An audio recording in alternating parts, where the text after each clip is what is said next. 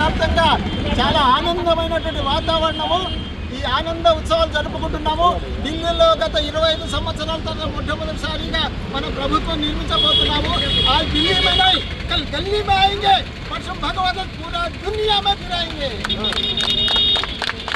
మహబూబ్నగర్ జిల్లాలో జడ్చర్ల మండలంలో స్థానిక వాజపల్లి పట్టణంలో ఈరోజు ఢిల్లీలో జరిగిన బీజేపీ గెలుపొందినందుకు ఈ పట్టణంలో ఈ సంబరాలు ఏర్పాటు చేస్తున్నాము.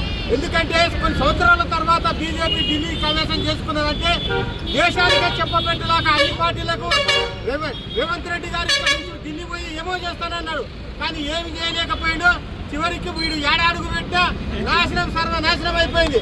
కాబట్టి ఈ రోజు చర్చల మండలంలో సంబరాలు చేసుకుంటున్నాము. బీజేపీ పార్టీల నాయకులు, అన్ని పార్టీల మోర్చాలు అందరూ వచ్చినారు. కాబట్టి బ్రహ్మాండంగా ఈ కార్యక్రమం దిగ్విజయంగా చేయడం అందరికీ ధన్యవాదాలు. జై శ్రీరామ్.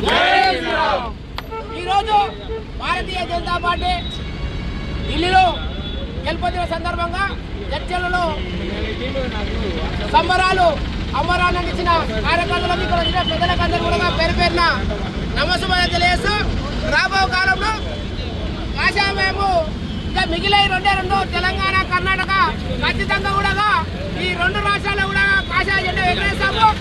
రాబో చర్చలలో స్థానిక సంస్థలు కూడా ఈ తెలంగాణలో అన్ని జడ్పీటీసీలు, అన్ని ఎంపీపీలు కైసం చేసుకుంటామని చెప్పి బీజేపీ పార్టీ తరఫున గట్టబద్ధంగా చెప్తా ఉన్నాము.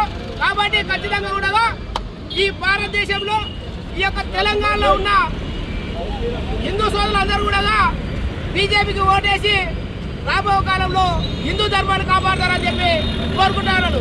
జై బీజేపీ.